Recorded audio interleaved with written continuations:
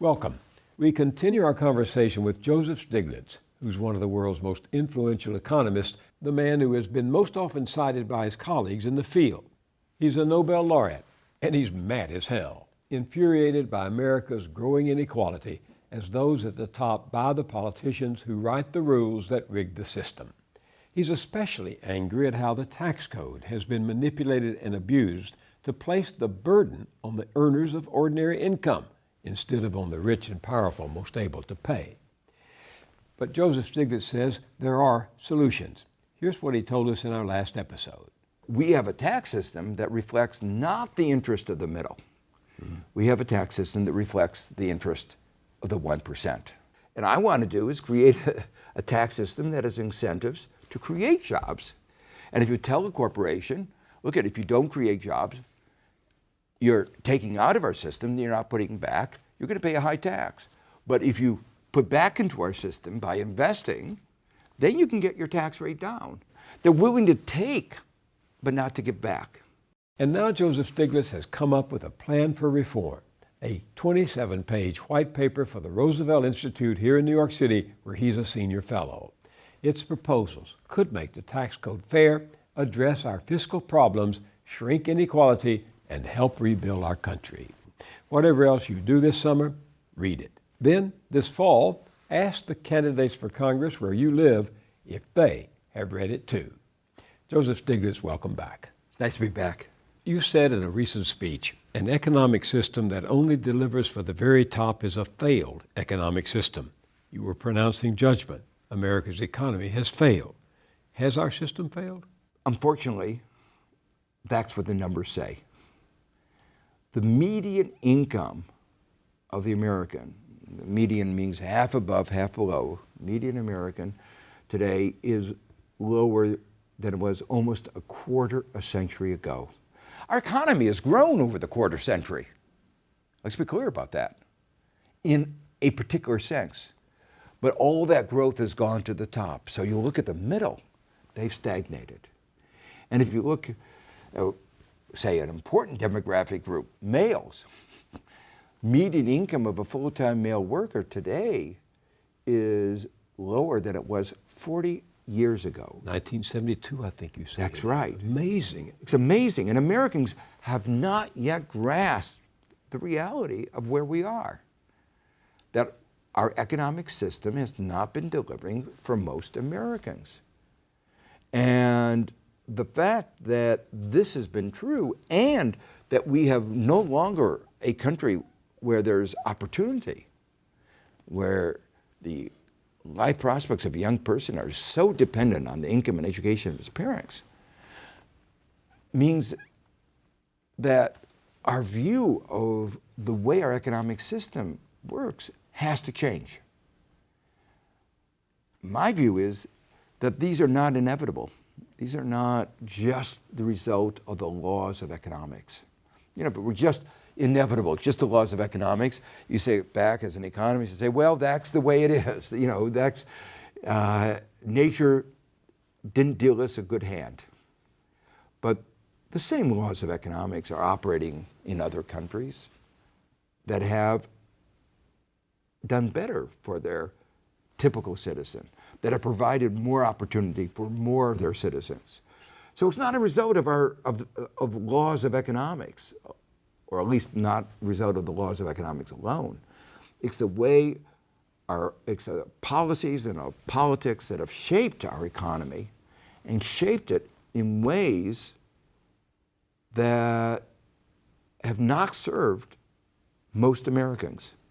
And an important part of those policies are our tax policies. Can you fix a point where inequality becomes unconscionable? It's not just the level of inequality, it's the form of inequality, the nature of the inequality, the sources of inequality. So for instance, give you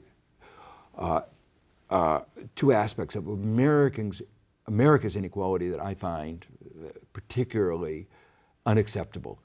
Corporate CEOs that we were talking before, rather than making a better product, spend their time lobbying to get their tax rates down.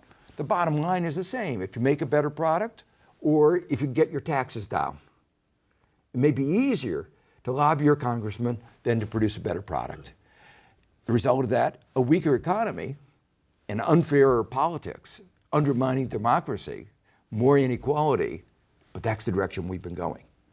So that's one example of what I call the unconscionable inequality, when it comes out of that kind of way that you can get the larger piece of the pie, not by making the pie bigger, but by taking a bigger slice of an existing pie. The second aspect that has really been troubling about American inequality is the lack of equality of opportunity. And the problem is that inequality of outcome typically translates into inequality of opportunity. America likes to think of itself as the land of opportunity, American dream.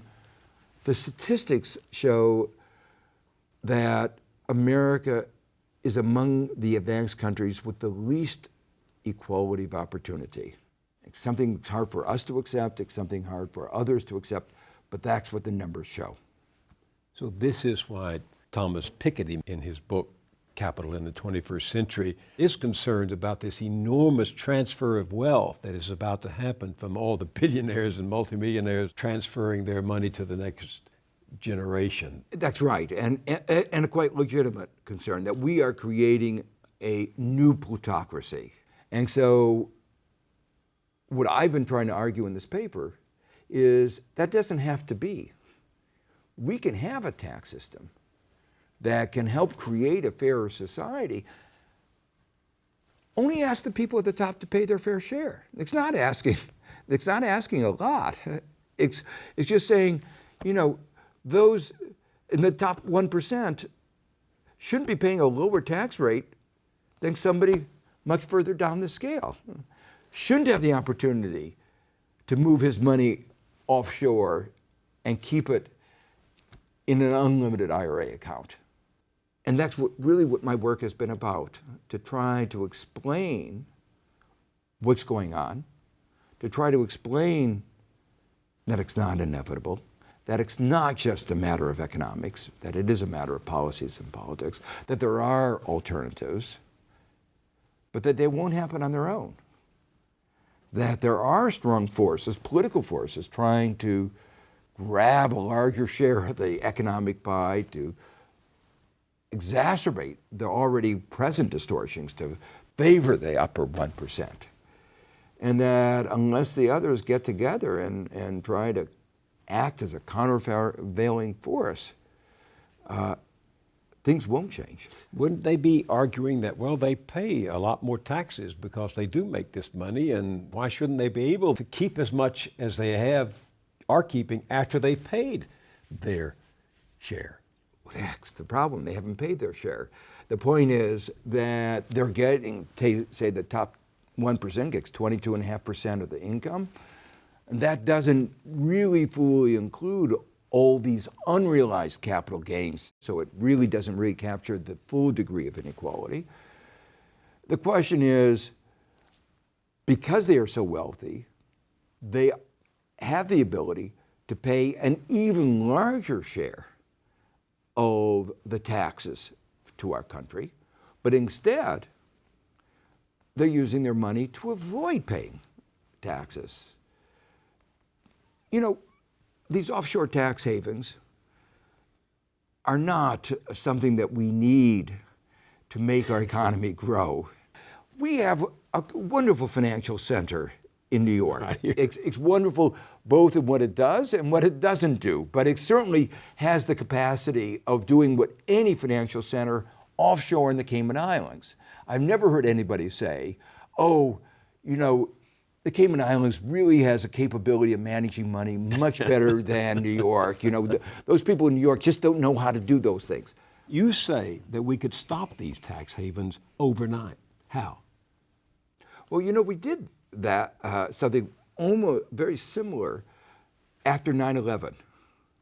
We realized that these tax havens were also being used for funneling money to terrorists. And we started figuring out what they were doing.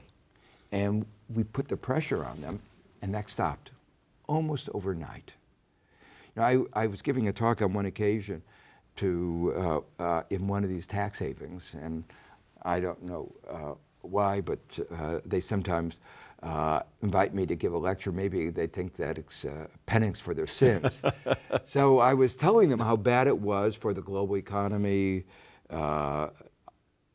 especially bad for developing countries, because these tax havens are also used for corruption, money laundering, narcotics, all these kinds of things. And after my talk, a couple of the bankers came up to me and said, you got us wrong. We don't do money laundering. We don't do corruption. We don't do narcotics. We just do tax avoidance. And that was their business model. And it gives a mindset of what this is about, and totally unnecessary. These offshore tax havens exist to avoid taxes and to avoid regulations and the other things so it's avoiding responsibility. Well, let me put it in a broader context. Corporations, are corporations people? Should we treat the point is that the Supreme Court decision of saying corporations have the right to contribute to campaigns as if they were people. But the interesting thing is, while we give them those rights, we haven't given them those responsibilities. When corporations do misdeeds, we typically don't hold them accountable. Look what the banks did to our economy in 2008. Had they been held responsible? Not really. Mm-hmm. So what we're saying is, they ought to have free speech. They ought to have the right to contribute unlimited amounts to distort our politics. But by the way, once they do something wrong, like create a global financial crisis, we'll just give them more money. We won't make them accountable or their officers accountable for what they did. There was a remarkable moment in an interview that Jon Stewart did with Timothy Geithner about Geithner's new book. And there's a moment in which Geithner says, we had to save them from their mistakes. They didn't pay for their mistakes. The country did. Exactly. And he makes a very big point about saying they pay back all the money. Well, first of all, there was a shell game. The Federal Reserve, lends the money at close to zero interest rates. They lend the money back to the government at much higher interest rates. Look at it. If the government lent me hundreds of billions of dollars at a zero interest rate, I too could become a wealthy person by just investing in government bonds. Right. This doesn't take a genius. A 12-year-old could do it. And yet they walked off with bonuses for doing that, and they used that money to help pay back the government. So this is a kind of shell game that would do any con artist proud. But when somebody commits an accident, somebody gets injured, what we did was analogous to, we take the perpetrator, the guy who was the drunk driver, to the hospital, but we leave the guy that's been hit on the street. And then we say, by the way, you don't have to pay for any damage that you've done. So even after they pay back the government, the real question is, who's responsible for all the damage that's been done to our economy? The people who've lost their job, that lost their home. The banks haven't paid back a cent of that liability, and that's a real corporate responsibility. So how did you come to bring this sense of moral responsibility to the study of economics, this notion of a social contract? Was there a defining fork in the road? Probably was no defining fork in the road. I had the good fortune, you might say, of growing up in Gary, Indiana, industrial town. Most people would say that's not good fortune, but it was good fortune in that it exposed me to the real America. My mother was a primary school teacher, dedicated. They're both very dedicated. But Gary was an industrial city. marked by a lot of poverty, discrimination, episodic unemployment, business cycle going up and down. You couldn't help but feel that the market economy, capitalism, wasn't working quite the way that some of the people who say it's this wonder of wonders. When I was an undergraduate at Amherst College, I had thought I was going to be a physics major, theoretical physics. I really loved mathematics, loved trying to understand how the world worked. In my junior year, I said, what really motivates me is trying to understand our social problems, our economic problems, and I want to become an economist. And then I went to MIT and never lost that original motivation for being an economist. Even as I was working on some very abstract, abstruse mathematical economics issues about the consequences of asymmetry as information, it was all partly to try to understand, why do we have so much unemployment? Why do we have discrimination? Why is the world that some economists depict something that works like a clock beautifully, why is that not right? Why is that so inconsistent with the world that I see? And so that was always in the back of my mind as I was working on these more abstruse theories. And so is that the heart of what you call or is called asymmetrical information that contributed to your receiving your work in that brought about the Nobel Prize? That's right. Asymmetrical information, what is that? It's that some people know something that other people don't know. Very simple idea. But the whole theory of perfect markets that the devotees of Adam Smith and the Milton Friedman and all these people who think that markets were perfect totally ignored. So the idea was that markets where people have different information, where some people know more than others, where markets work imperfectly, are fundamentally different from this world that they had described where there was perfect information. If worlds were perfect information, there wouldn't be any discrimination. There wouldn't be any of this monopolies and all, those kinds of perfections are not part of the world that we live in. And so what my research did is to help clarify, and with other people's research, help clarify why our economy doesn't work quite so smoothly as the advocates of free markets have claimed. Why we had a crisis in 2008. That's not the way market economies are supposed to operate. Why it is, the basic law of economics is you have supply and demand. With law of supply and demand, there's not supposed to be unemployment. We have 20 million Americans who would like a full-time job and can't get one. We have an economy where, in 2009-10, we were throwing people out of houses. We had homeless people in empty homes. That's not the way a market economy is supposed to operate.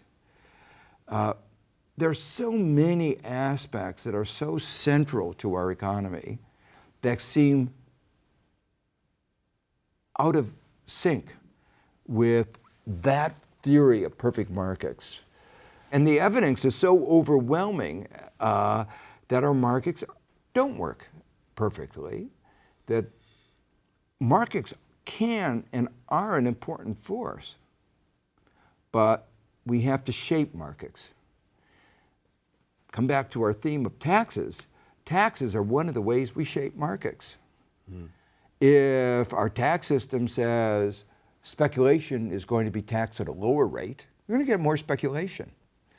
If our tax system says if you keep your money abroad, you don't have to pay taxes, you're going to get more money abroad and you're going to get less job creation inside America. If your taxes say we want to encourage real investments in America, then you can get more investment in America.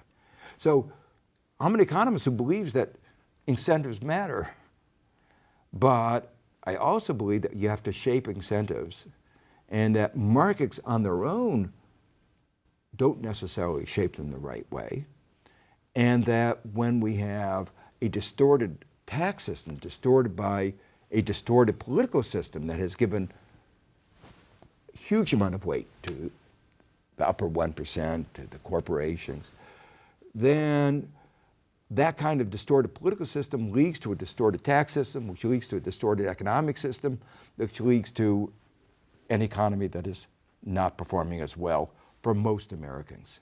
There's a quiet urgency in this white paper. I also read an excerpt of your speech when you received the Daniel Moynihan Prize for social science research. And you said in that speech that this country is at another pivotal moment in history. What do you mean by that? Well, what I was referring to at that moment was there have been two periods in our history where inequality had risen to what I thought was an unconscionable level. The Gilded Age, at the end of the 19th century, and the Roaring '20s, right before the Great Depression. In both of those instances, we stepped back from the brink. We realized where we were going as a country. We said that's not where we want to go. And the Gilded Age was followed by the Progressive Era, antitrust policies, trying to get at the monopolies, getting at some of the sources of this inequality that was undermining our society. The Roaring '20s was followed by the legislation of creating Social Security, created labor legislation that minimum wages, maximum hours, lots of things that we take for granted now, but are part of our social fabric. The question I asked was, inequality has now gotten back to the level that peak that it had back in 1928 before the Great Depression, got back to that same level back 2008. So the question I posed at that point was, will we again pull back from the brink like we did at the end of the 19th century, right, like we did in the Roaring '20s? I'm hopeful, but there's one note of caution, and that is, have our politics changed? Have decisions like Citizens United changed the power of money so that the inequalities in income and wealth that are so great today translate into more political inequality than they did? That's an open question. And in my mind, that's what this battle is about. Joseph Stiglitz, there's a lot more in these 27 pages than we have touched on in our time together.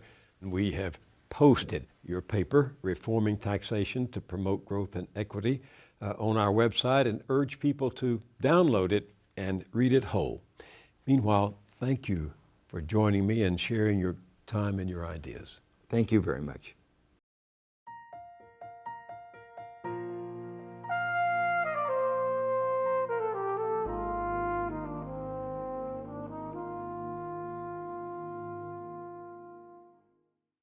There's much more about tax reform and Joseph Stiglitz at our website, billmoyers.com. I'll see you there, and I'll see you here next time.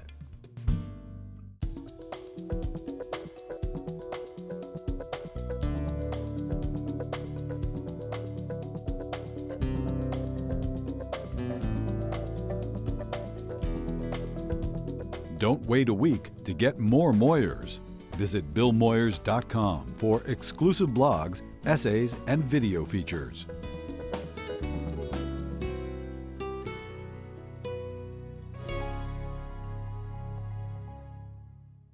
Funding is provided by Ann Gumowitz, encouraging the renewal of democracy.